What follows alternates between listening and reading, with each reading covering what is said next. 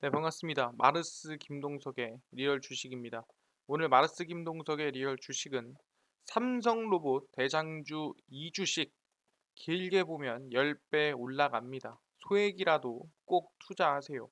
삼성 로봇이 다시 바닥에서 상승할 것으로 예상이 되는데 그중에서도 길게 보면 10배까지 올라갈 수 있는 종목 오늘 꼭 알려드리도록 하겠습니다. 그 이전에 저희 마르스 김동석의 리얼 주식 유튜브가 여러분들의 사랑으로 빠른 성장 나오고 있습니다. 현재 구독자 63,700명이고 7만 명을 향해 달려가고 있습니다. 너무 이 구독자분들한테 감사한 마음에 최근에 이슈가 되고 있는 로봇 그리고 UAM 그리고 자율주행 시장 전망과 관련주까지 총정리한 자료집을 무료로 나눠드리고 있습니다. 저희 자료집 받고 싶다 하시면 영상 끝까지 꼭 시청하셔라 말씀을 드리고 이 자료집은 제가 직접 만든 자료집입니다. 그래서 시장 전망부터 관련주까지 직접 정리를 해서 나눠드리고 있으니까 전부 다 무료로 받아갔으면 좋겠다 말씀을 드리고 이뿐만 아니라 도움이 되는 영상들 많이 찍어드리고 있으니까 이 영상 시청하시고 우리 유튜브 구독 그리고 영상 좋아요 그다음에 댓글까지 남겨주시면 정말 감사하겠다 말씀을 드리겠습니다. 그래서 오늘의 주제는 방금 전에 말씀드렸던 대로 삼성 로봇 대장주고요. 이 주식 길게 보면 10배 올라갑니다. 소액이라도 꼭 투자하세요. 일단 지금 우리가 제일 중요한 게 뭐냐라고 물어본다 한다면은 첫 번째는 FOMC를 앞두고 있다는 상황이고 그러다 보니까 시장에 대한 혼조세가 나와주고 있는 부분이고요. 11월에 첫 장이다 보니까 오늘 시초가를 어떻게 보면 월봉의 이 시초가를 잡는 날입니다. 그래서 아마 지지부진했을 거라 생각을 하고요. 이제 앞으로 11월의 급등이 좀 이어지지 않을까라고 생각을 합니다. 왜냐 한다면은 월봉의 시초가를 잡았다면은 앞으로는 어떻게 움직여도 어차피 월봉 종가만 잘 마무리하면 되기 때문에 큰 상관이 없다라는 거예요. 그리고 개인적으로 0.75%의 금리 인상이 예상이 되기 때문에 뭐 그 예상치를 벗어나는 수준은 아니지 않을까라고 생각이 드는 부분이고요. 두 번째로 본다고 한다면은 이제 앞으로 사우디에 대한 이 수주 또는 기대감이 어떻게 진행이 될지에 따라서 수혜가 되는 업종이나 종목이 좀 다르지 않을까라고 생각을 합니다. 그래서 이 600조가 넘는 최대 1000조까지 되는 이 사우디 수주를 얻고 더 수혜를 입을 수 있는 종목이 새롭게 뜨고 있다라는 거예요. 그렇기 때문에 삼성로봇 대장주입니다. 이 주식 길게 보면은 10배 올라갑니다. 소액이라도 꼭 투자하시기 바랍니다. 지금부터 하나하나 알려드리도록 하겠습니다. 일단은 최근에 사우디 빈살만 왕세자가 뭐 한국에 온다 안 온다가 확정나지 않았어요. 뭐 안 올 수도 있고 올 수도 있다 그랬는데 이번에 확정이 났죠.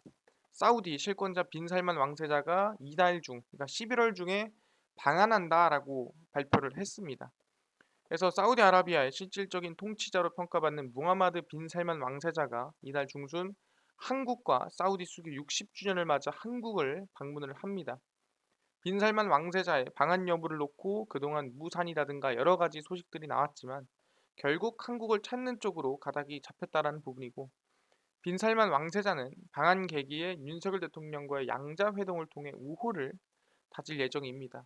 그래서 정부 부처에 따르면 빈살만 왕세자는 이달 중순 이후 방한을 위해 막바지 조율을 하고 있는 상태고 정부 고위 관계자는 빈살만 왕세자가 인도네시아 발리에서 열리는 G20 회담 이후 한국을 방문하기로 예정을 했습니다. 그래서 15일, 16일에 열리니까 그 이후면 11월 중순이 아니라 11월 하반기쯤으로 될 수 있겠다 보고 있는 부분이고요. 사우디의 석유와 외교 안보 정책을 주도해온 빈살만 왕세자는 지난 9월 27일 사우디 정부의 공식 수반인 총리에 임명이 됐습니다. 그래서 우리 정부는 올해가 한 사우디 수교 60주년인 점을 기념을 해서 빈살만 왕세자의 방한을 조율해 왔고 왜냐면은 방한이 대략 2019년, 그러니까 지금부터 약 3년 전이 마지막입니다. 그래서 지난달 말 정부 일각에서 빈살만 왕세자의 일정을 들어 방한이 어려워졌다라는 소식도 있었지만 결국에는 3년 만에 한국을 방문하기로 결정을 했다라고 볼 수 있을 것 같습니다. 그래서 사우디의 실권자이기 때문에 방한하면 양자회담이 진행될 예정이고 양자회담에서는 뭐 양국 수교 60주년을 축하하기도 하지만 제일 중요한 거는 우리한테는 이 640조 인프라 프로젝트인 네옴시티 사업을 추진하고 있는 부분이지 않을까라고 생각을 합니다. 네옴시티는 제가 한번 설명드렸지만 더라인과 옥사곤, 트로제나로 나뉩니다. 더라인은 이 서울에서 대전까지 되는 거리에다가 이렇게 벽 두 개를 세워서 이 벽 두 개가 뭐냐면 건물입니다. 예, 건물 벽 두 개를 세워서 여기 중간에 도시를 만들고 이 폭이 200m고요. 그 다음에 이 벽 옆에는 전부 다 태양광으로 덮어서 마치 이게 이 거울처럼 반짝이게 만드는, 그래서 이걸 우리는 미러시티, 바로 더 라인이라고 부르고요. 옥사곤 같은 경우에는 산업단지입니다. 바다에다가 이렇게 띄워놓은 옥사곤이라고 볼 수 있을 것 같고요. 여기 안에서는 모두 친환경으로 돌아가는 산업단지가 만들어집니다. 트로제나 같은 경우에는 인공으로 만든 이 호수를 직접 만들고요. 여기서 이제 아시안 게임을 진행한다라고 얘기를 합니다. 그래서 이 더라인과 옥사곤, 트로제나 지금 640조지만 한 1000조가 넘어갈 것으로 예상이 되고 있습니다. 그래서 아마 이 네옴시티에 대한 수주가 기대감이 크지 않을까라고 예상을 하고 있는 상태인데, 아니 그러면은 지금 얘기하시는 거는 빈살만 왕세자가 한국에 방한을 한다고 한다면 이거는 네옴시티 건설주라든가 아니면은 네옴시티 수주 관련 기업들이 상승이 나오는 거 아닙니까? 로봇이 웬 말이냐 라고 물어볼 수 있습니다. 근데 전혀 그렇지가 않다라는 거예요. 왜? 이번에 마골은 네옴시티 수주전에 건설주뿐만이 아니라 누굽니까? 로봇 빌딩, 바로 로봇이 빌딩 안에서 자유롭게 돌아다닐 수 있게 만들어냈던 네이버도 사우디로 향합니다. 이게 뭔 소리냐? 올해 5G 특가망을 활용한 로봇 신화형 최첨단 건물인 1784를 선보인 네이버가 초대형 스마트 시티 프로젝트를 준비 중인 사우디아라비아 시장에 뛰어듭니다. 네이버가 로봇 기술과 IT 신기술의 집약체이자 테스트베드로 삼은 제2 사옥인 1784를 활용해 스마트 기술 수출 시장에 나섭니다. 이게 뭔 소리냐? 이번에 사우디아라비아 방문 일정에 네이버 대정책 ESG 대표는 이 원희룡 국토부 장관과 동행을 하게 되고요. 네이버 랩스, 네이버 클라우드 임원들도 일정에 함께하게 됩니다. 그 이유는 당연히 첫 해외 순방지로 사우디아라비아에 간 이유는 네옴시티 이 수주 때문이라 볼 수 있을 것 같고요. 5천억 달러, 근데 대략 1000조라고 보시면 되고요. 대규모 도시공사로 우리 정부는 이를 폴란드 신공항 및 복합 운송 허브 사업, 인도네시아 신행정수도 사업과 함께 해외 5대 인프라 프로젝트로 선정하고 수주를 열심히 노력하고 있는 상태입니다. 근데 네이버가 굳이 왜 가냐라고 했을 때 미래형 공간을 구축할 역량이 어느 정도 인정을 받았다라는 거죠. 그러니까 건물을 짓는 게 아니라 그 건물을 안을 거기 안을 스마트하게 채울 수 있는 기술력이 네이버한테 있다라고 보이고 있다라는 거죠. 네이버 랩스와 네이버 클라우드는 제2사옥인 1784 핵심 기술인 아크, 그러니까 멀티 로봇 인텔리전스 시스템이고요. 결론 얘기하자면 이 로봇을 이 총 관리할 수 있는 시스템이다. 건물 안에 있는 로봇들이 알아서 잘 운영되게, 그리고 알아서 사람과 잘 어우러지게 만들 수 있는 프로그램이고요. 5G 특화망 패키지를 내년까지 상용화하겠다는 내용을 담은 로드맵을 발표를 했습니다. 네이버의 거대 테스트베드인 제2사옥 1784 핵심 기술이기도 한 아크는 네이버 랩스와 브레인리스 로봇 구현을 위한 핵심 소프트웨어 기술로 클라우드 기술을 활용해 실내 공간을 돌아다니는 수많은 로봇을 제어합니다. 아까 얘기했지만 아크라는 게 간단하게 얘기하자면 로봇을 정말 이 단체 로봇을 제어하는 프로그램이다라고 생각하시면 될 것 같습니다. 그래서 총 80대가 운영 중이다 볼 수 있을 것 같고요. 그래서 네이버가 아크에 대중화에 힘을 쏟는 것은 사람이 사는 공간에서 로봇이 안전하게 서비스의 기술을 일상화하는 로봇 기술이 필요하다는 판단에 따른 것입니다. 그러니까 아까 얘기한 대로 더 라인이든 뭐든 이런 초대형 공간에서는 당장 눈앞에서 자율주행 로봇이 돌아다니는 것도 중요하지만 이 로봇들을 총 관리할 수 있는 시스템 또는 소프트웨어가 필요하다라는 거죠. 그 소프트웨어를 누구 걸 쓴다? 네이버 게 좋더라. 네이버 거 쓸까?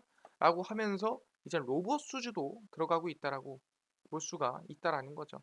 자, 아크는 현실 세계에 있는 실내 공간을 디지털화하고 자율주행차나 로봇 등 다양한 모바일 디바이스를 연결하는 서비스를 만드는 기술이기 때문에 도시개발 사업, 스마트시티, 빌딩, 병원 등등에 적용될 수 있을 것으로 예상이 됩니다. 아, 그렇구나. 네옴시티가 우리가 생각하는 건설뿐만이 아니라 이제는 뭐라고요? 네, 로봇까지도 네옴시티에서 수주를 준비하고 있다. 흔히 네이버의 아크, 그게 뭐라 했어요? 로봇을 단체로 컨트롤할 수 있는 기술이다라고 말씀을 드렸죠. 아, 그렇구나. 네옴시티도 결국에는 로봇의 세상이 되겠구나라고 판단할 수가 있다라는 거죠. 아니, 근데요. 방금 전에 얘기한 게 네이버가 아무리 컨트롤을 잘한다고 해도 사람이랑 부딪히거나 또는 사람한테 해를 입혔을 때 또는 여러 가지 이유로 서로 간에 피해가 생겼을 때 이거 어떻게 해결하나요? 이건 사람도 아니고 차도 아닌 거지. 그래서 나온 게 뭐냐면 이번에 배달 로봇에 치이면 최대 1억 8천만 원 손해보상이 들어갑니다. 그래서 DB 손해보험에서 종합보험 첫 적용을 받았고요. 이제는 로봇도 보험이 된다는 부분입니다. 그래서 쭉 보시면 DB 손해보험이 뉴빌리티와 실내외 자율주행 로봇 서비스를 위한 보험 상품 제공을 위한 업무 협약을 체결을 했습니다. 실외 자율주행 로봇에 대해 종합보험을 적용하는 국내 첫 사례고요. 자율주행 로봇 뉴비는 신뢰성 높은 자율주행 성능을 확보해 보행자 도로 위에 예상치 못한 사람, 사물 등을 인지하며 피하고 주행할 수 있도록 설계를 했습니다. 규제 샌드박스를 통해 진행된 다수의 실측풍내 사업에 누적된 데이터를 바탕으로 주행 시 발생할 수 있는 긴급한 상황들이 대처할 수 있는 모니터링 시스템도 구현을 해놨고요. 그래서 해당 보험 상품은 로봇의 자율주행 과정에서 보행자, 자동차, 이륜차 등 이 인적 물적 사고에 대한 전반적인 보상을 진행을 하고요. 배달 서비스 중인 로봇에 우선 적용을 했고 최대 보상은 인적 물적 사고에 대한 최대 1억 8천만 원, 10억 원이라고 생각하시면 될 것 같습니다. 그래서 내년 법률 개정안에 따른 자율주행 로봇 시장 활성화가 예상되는 만큼이나 시너지를 발휘해 보험 상품을 개발을 했습니다. 개인적으로 뭐 이렇게 진행되긴 하지만 보험비가 조금 비싸지 않을까 생각합니다. 하지만 뭐다? 진짜로 배달 로봇이나 로봇이 돌아다니더라도 충분히 가능한 이 현실성 있는 정책들이 발현되고 있다라는 거죠. 아, 그렇네요. 진짜로 로봇이 돌아다녀도 전혀 무섭지 않고 위험하지 않은 이제는 보험까지도 마련되고 있다라는 거예요. 근데 여러분들이 아셔야 돼요. 보험이 마련된다라는 건 그만큼 사고 날 확률이 적다라는 거죠. 사고 확률이 많았다면 애초에 보험을 들지 않았을 겁니다. 근데 사고 확률이 낮기 때문에 적기 때문에 보험 상품까지도 만들 수가 있다. 알아두시면 될 것 같고요. 아, 그렇구나. 해볼만 하겠구나. 아니, 근데요. 실제 네옴시티처럼 대한민국에서도 어떻게 로봇 도시를 좀 운영하는 곳이 있나요? 물어본다면은 그곳이 어디다? 대구다. 그래서 로봇과 동행하다. 인간과 로봇이 공존하는 도시 대구입니다. 로봇의 어원은 체코어, 노동을 의미하는 로보타다. 여기서 이제 나온 어원이라고 보시면 될 것 같고요. 체코슬로바키아 소설가 차페크가 발간한 로섬의 인조인권이라는 희곡에서 처음 등장을 했습니다. 그래서 산업용 로봇 기업 미국 유니메이션이 설립한 이후 약 60년 동안은 로봇이 다양한 분야에서 눈부시게 발전했고 지금은 엄청나게 빨라지고 있어서 거의 사람급으로 성장하고 있는 상태죠. 그래서 영화 아이로봇에서도 인간이 지능을 가진 로봇과 공존하는 미래를 그렸었고요. 신화 같은 존재로 희곡에 등장했던 로봇이 100년이 지난 지금은 인간에게 꼭 있어야 되는 곳으로 또는 인간에 꼭 있어야 되는 어떻게 보면 제품으로 지금 등장했다라고 볼 수 있는 상태입니다. 그래서 최근 개봉한 영화 애프터 양은 고도로 발달한 테크노 사피엔스가 보편화된 세계를 배경으로 입차 상점을 운영하는 부부가 입양한 중국인 딸 양이라는 안드로이드를 구입을 하고 양은 미카의 훌륭한 오빠 역할을 하지만 어느 날 작동을 멈춥니다. 양을 수리하는 과정에서 인간과 로봇의 정체성을 깊이 있게 고민해야 한다는 메시지를 던지고요. 그래서 어쨌든 간에 이 얘가 이제 로봇이고 이분이 이제 어, 딸이겠죠. 볼 수 있는 부분이고요. 그래서 우린 영화 같은 비슷한 환경에서 이미 살고 있고요. 로봇이 호텔 객실로 물건을 전달하고 스크린 골프장에서는 로봇이 음식을 실어 나르고 병원에서는 로봇이 환자를 돌보고 카페에서는 바리스타 로봇이 커피를 내리고 사업장에서는 자율주행 방역 로봇이 알아서 소독을 하고 등등을 로봇들이 알아서 하고 있다는 거예요. 지금 이게 스크린 골프장에서 음식을 로봇이 알아서 갖다 주고 있는 모습이죠. 그래서 로봇 시장은 급속히 확장을 하고 있는 상태고요. 그래서 로봇 시장은 대략 2030년까지 10배 이상 성장할 것으로 보이고 있다라는 거죠. 그러니까 지금도 성장 많이 했는데 앞으로 10배는 더 성장한다. 그럼 이 만드는 회사라든가 기업 같은 경우에는 매출이라든가 성장성이 최소 10배는 나오지 않겠느냐라고 볼 수가 있다라는 거죠. 그래서 누가 대구시에서 2019년 로봇 산업 선도 도시 비전을 발표를 하고 KT와 협력해 로봇 기업 유치, 판로 개척 등 로봇 산업 육성의 사활을 좀 걸고 있는 상태입니다. 그래서 시장 창출과 부품 경쟁력 강화 등등 굵직한 사업을 수행하고 있고 민선 8기 출범과 함께 제조 로봇 중심의 시책에서 서비스 로봇으로 사업 목표와 범위를 확대하고 미래 글로벌 로봇 시장을 선점하기 위한 세부 전략도 수립하고 있는 상태입니다. 그래서 모터와 감속기, 로봇 소프트웨어 등 로봇 핵심 부품 및 로봇 SI 기업을 집중으로 육성하고 있고요. 서비스 로봇 R&B와 사업화 중심으로 정책을 확대하기 위해 노력을 하고 있는 상태입니다. 그래서 대시민 실증 보급 30개소를 오픈하고 철도 연계, 물류 로봇 자동화, 로봇 친화형 건물 도입할 방침이다라고 얘기를 하고 있는 상태고요. 그래서 지금 대구에서 지난 8월 기대했던 국가 로봇 테스트 필드 예비 타당성 조사에 탈락은 했지만 기획을 재정비해 또 재신청할 예정입니다. 그래서 대구가 바로 내년에는 반드시 국가 로봇 테스트 필드 예비 타당성 조사가 통과될 수 있도록 로봇의 대구가 되겠다라고 지금 얘기를 하고 있는 상태입니다. 그래서 로봇 산업 현안을 보시면 기업 수가 거의 10배 이상 늘어났고요. 매출액은 대략 한 3배에서 4배 이상, 고용은 대략 한 3배에서 4배 이상 성장했다라고 볼 수 있을 것 같습니다. 그래서 대구가 진짜 로봇 도시를 만들기 위해 노력을 하는구나라고 판단할 수 있을 것 같고요. 이미 대한민국에서는 대구가 로봇 도시로 만들어지고 있다라고 볼 수가 있다라는 거죠. 그럼 충분히 네옴시티도 가능하겠네 라는 부분인데 그래서 중요한 건 뭐냐면은 원래 9월 10월에 출시하기로 했던 게 있습니다. 그게 뭐냐면 바로 로봇의 지수, 로봇의 중심, 로봇 ETF죠. 이 로봇 ETF가 출시되는 거는 어떻게 보면 로봇 시장의 수혜였습니다. 근데 이게 언제? 9월 10월을 지나서 11월에 출시될 예정이라고 발표가 됐습니다. 보시면 최창규 삼성 자산운용 ETF 본부장이 ETF 시장에 주는 영향력 살펴봐야 된다라고 얘기를 하고 있습니다.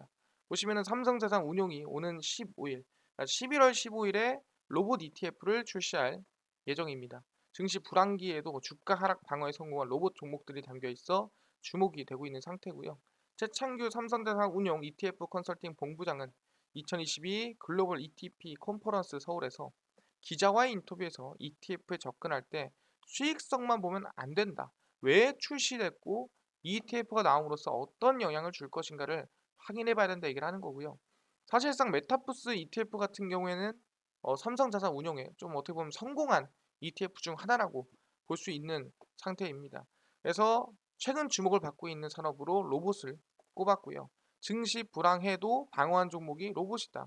최근 SPC 사태로 자동화에 관심이 쏠리고 있는데 이러한 상황을 보면은 로봇이 계속 각광을 받을 것이다라고 얘기를 합니다. 그래서 11월 15일 날 로봇 ETF를 출시할 예정이고 휴림 로봇 레인보우 로보틱스는 올해 초부터 지난달 31일까지 계속 상승하고 힘이 좋았다라는 거예요. 그래서 ETF도 증시 불황을 감당하기 힘들었는데 여러 종목을 편입시켜 리스크를 분산하는 효과를 볼 수 있기 때문에 상당히 로봇 ETF가 좀 중요하다라고 얘기를 하고 있다라는 거죠. 그래서 지금 이 삼성자산운용이 이번에 언제 11월 15일에 로봇 ETF를 출시할 예정이다라고 얘기를 합니다. 그래서 원래는 9월 10월에 예정을 했지만 11월에 진짜 15일에 로봇 ETF를 출시를 하고 지금 어려운 시장 속에서도 아마 빛이 되지 않을까라고 지금 기대를 하고 있는 상태입니다. 근데 이것뿐만이 아니죠. 삼성이 지금 삼성 자산운용에서 로봇 ETF를 출시를 하는데 원래 무슨 얘기를 했냐면 이번 삼성에서 충분히 로봇 발표가 이어질 수도 있겠다라는 기대감이 나왔다라는 거예요. 삼성자산운용에서 ETF 출시하고 삼성이 또 로봇 발표를 진행하지 않을까? 그 이유가 뭡니까? 바로 이거죠. 이재용 회장으로 승진했습니다. 그래서 이재용 회장으로 취임이 되면서 조만간 로봇 발표 또는 뭔가 이 큼지막한 투자 발표가 이어질 수 있겠다라는 기대감이 있었다라는 거죠. 보시면은 이재용 삼성전자 부회장이 27일 삼성전자 회장에 선임이 됐습니다. 그래서 삼성전자 이사회에서는 3분기 경영실적 보고를 다루면서 이재용 부회장의 회장 취임 안건도 함께 논의해 회장이 되는 걸로 결정이 났습니다. 그래서 2012년부터 약 지금 10년 동안 취임을 하고 나서 사실상 거의 10년 만에 회장으로 취임했다라고 볼 수 있을 것 같고요. 이재용 부회장은 4년 전인 2018년 공정거래위원회로부터 삼성그룹 동일인으로 지정이 되고 이 사실상 회장 역할을 해온 바가 있습니다. 근데 실질적으로 진짜 부르기에는 회장으로 불리지 않았다라는 거죠.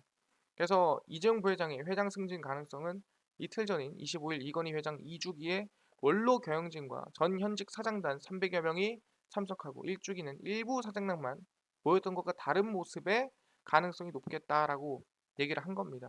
사실상 과거에 이 회장 취임 나이를 보자면 정의선 회장이 53살에 회장이 되고 이제 2020년 51세에 회장 자리를 이제 물려받았습니다.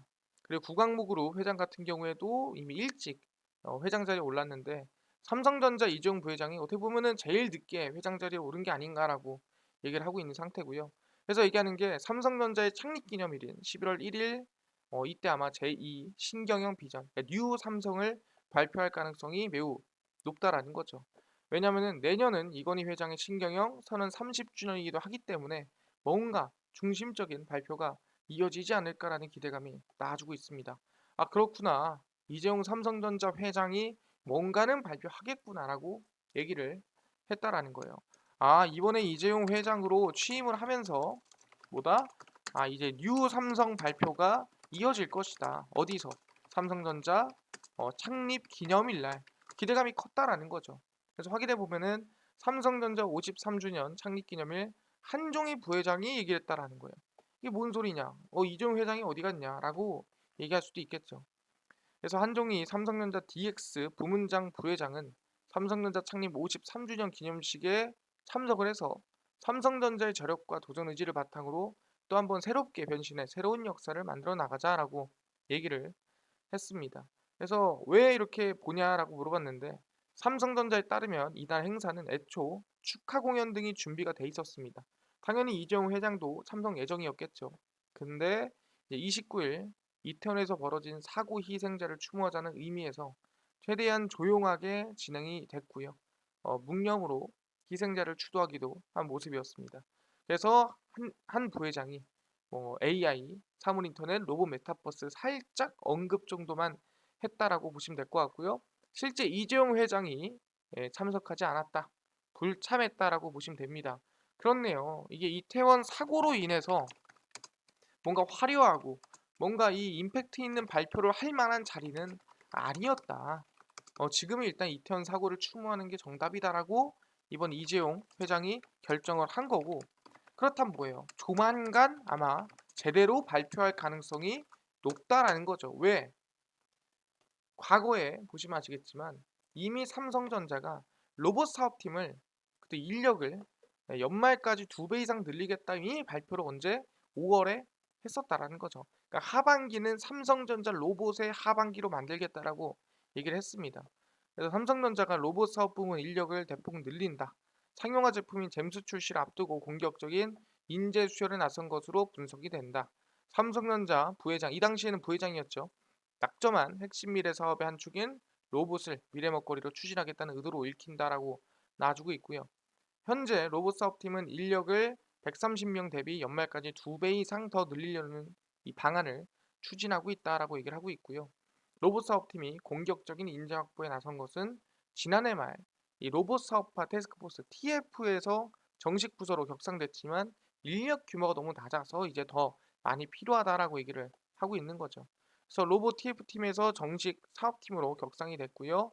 잼스 연말까지 출시 예정입니다.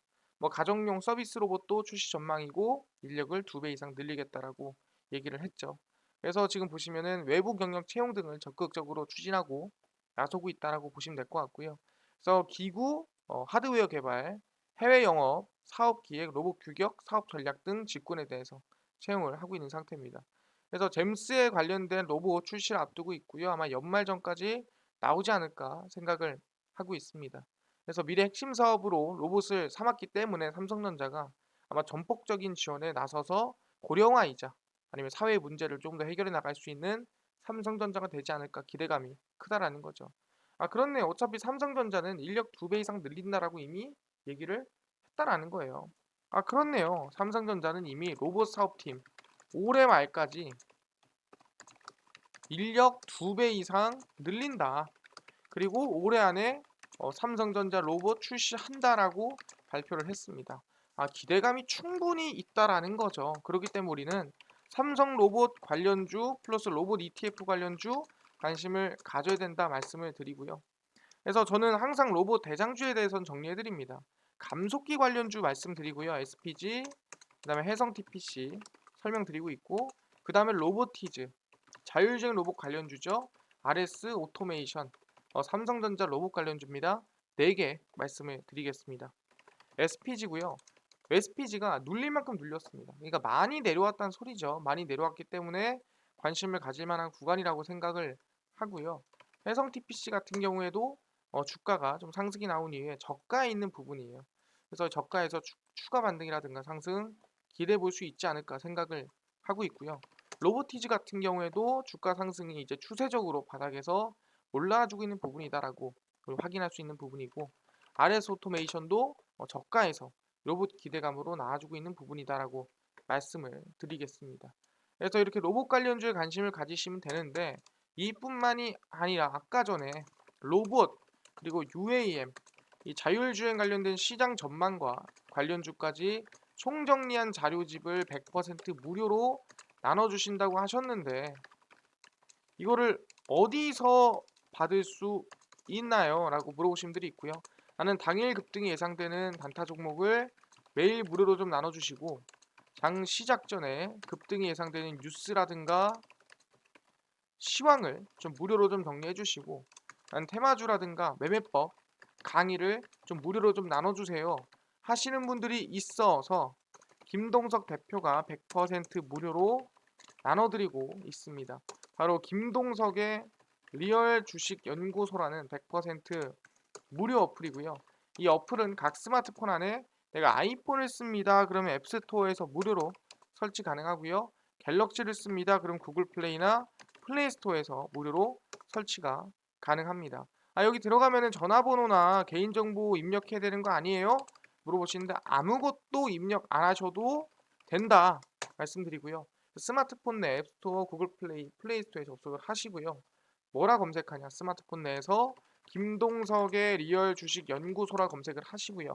그럼 이렇게 김동석의 리얼 주식 연구소 어플이 화면에 뜨게 됩니다. 100% 무료 어플이고요. 들어가시면 무료로 어플 설치가 가능하다라고 말씀을 드리고요. 어플 설치를 하시고 나면은 아까 전에 얘기한 대로 전화번호 같은 거 입력해야 되지 않냐? 입력 안 해도 됩니다. 아무것도 필요 없으니까 입력하지 마시고요.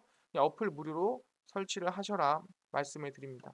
그래서 어플을 설치를 하시고 나면은 이렇게 김동석의 리얼 주식 연구소 어플이 화면에 뜨게 됩니다. 당일 리얼 추천주가 당일 급등이 예상되는 종목을 무료로 알려드리고요. 급비 분석이 장 시작 전 시황입니다. 급비 자료가 테마주라든가 매매법에 대해서 무료로 나눠드리고 있고요. 아까 전에 얘기했던 로봇이랑 그 다음에 ETF, 이 UAM 자율주행 시장 전망 자료집 관련 자료집 어디서 무료로 받을 수 있나요? 리얼 추천주 누르시고요. 들어가시면은 저 6만 명 달성 자료 감사합니다라고 올려놨습니다. 그래서 여기다가 제 실전 매매 기법 자료랑 그 다음에 자율주행 로봇 UAM 자료집 무료로 다운받을 수 있게 올려놨으니까 꼭꼭꼭 다운로드 받아가셔라 말씀드리고요. 이뿐만 아니라 보시면 11월 2일, 1일, 31일, 28일, 27일 추천주를 매일매일 무료로 올려드리고 있다는 거 꼭 알아가셔라 말씀드리고요. 급비 분석은 장 시작 전 시황입니다. 해외 증시부터 국내 이슈 무료로 정리해서 매일매일 장전에 올려드리고 있으니까 꼭 보시고요. 급비 자료는 당일 있었던 이슈 관련주 올려드립니다. 아, 원자력 발전 이슈가 있었네. 그럼 무슨 이슈였고 어떤 관련주가 있었는지 정리를 해드리죠. 이것만 봐도 다른 이슈 볼 필요가 전혀 없다 말씀을 드리겠습니다. 그래서 김동석의 리얼 주식 연구소고요. 평생 100% 무료 어플이니까 종목 시황 테마주 강의 다 무료로 알아갔으면 좋겠다 말씀드리고, 이뿐만 아니라 우리 김동석의 리얼 주식 유튜브 여러분들의 사랑으로 자라나고 있으니까요. 우리 구독자 7만 명을 향해 달려가고 있습니다. 우리 유튜브 구독, 영상 좋아요, 그 다음에 댓글까지 남겨주시면 너무나도 감사하겠다 말씀드리면서 오늘 영상 마무리하고 다음번에 더 좋은 영상으로 찾아뵙도록 하겠습니다. 감사합니다.